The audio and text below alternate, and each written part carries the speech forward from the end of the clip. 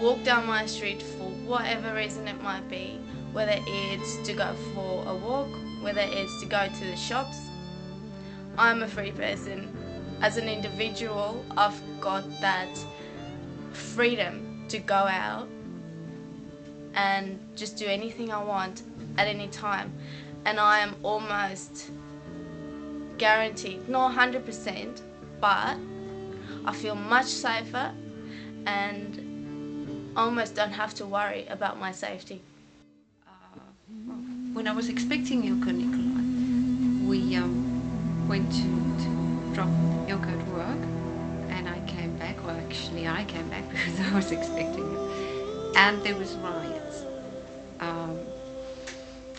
The people stopped the car, or they moved in front of the car, and surrounded the car, and started to rock the car because they wanted to turn it over and set it alight. At that time, they were setting people alight and cars alight. They would put ties around people's necks or around their bodies and burn them. And they were shaking the car, wanting to get in, wanting to get me out. I prayed like crazy, and I put my foot on the accelerator, but nothing happened because the car was already in the air. And then all of a sudden, I think it was one of the rear wheels touched the ground, and there was like a thrush forward. And I got out of it. I don't know if I hurt anybody. When I sped off, I just know that I nearly died. But luckily I was lucky there. There was other times when Mandela was set free. People were running in the street shooting. Ilko Nikolai was a little baby. I grabbed him, I cradled him, and went under the bed and hid and prayed that this will be safe. You grew up with it. So when you grow up with something and it's a day-to-day thing, it's part of life. It's not really something that puts you aside or, makes you worry about. You do worry about when you go out at night, and, you do worry about things, what's happening outside and stuff, but it's not to an extent where, you're really scared you won't sleep. Stuff that's happened to me, it's happened to a lot of friends. A lot of things happened around us.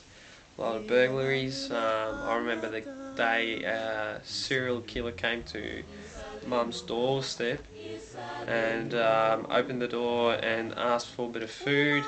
And luckily the dog was there growling, and Mum said, "No, sorry, can't. The dog. There's something wrong with the dog. He doesn't, want you to come in." Since I've been here, I've already been to on cricket tours to different other countries as well. So and I've been back to South Africa. So all that has built up my confidence to get me a future of, if I wanted to travel, the choice is there, and I would have no worries in going overseas.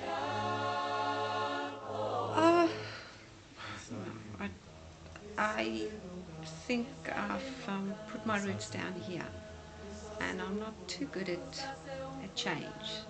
I don't even like moving from one city to another, let alone from one country to another. I think it wouldn't be as hard as the first time, but leaving my children behind, no, I'll stay here. I am a citizen, and I am the only citizen in my family. My reasons was because, if I had to go travel overseas, I was an Australian citizenship because at one stage I wanted to travel. If I had to get in trouble, Australia would come right at me and rip me out of it. There's so many opportunities where I would have never had that ever in South Africa. Any other place in the world, you can only get told about it unless you go. But deciding to come here is a big challenge, it's a big risk, and it's going to the unfamiliar. So I'd be very wary of making a decision. But I'm happy my dad took the step and my mum took the step of saying, hey, we're going to come to Australia, because it is the best for us now, and I commend them for that. I commend them.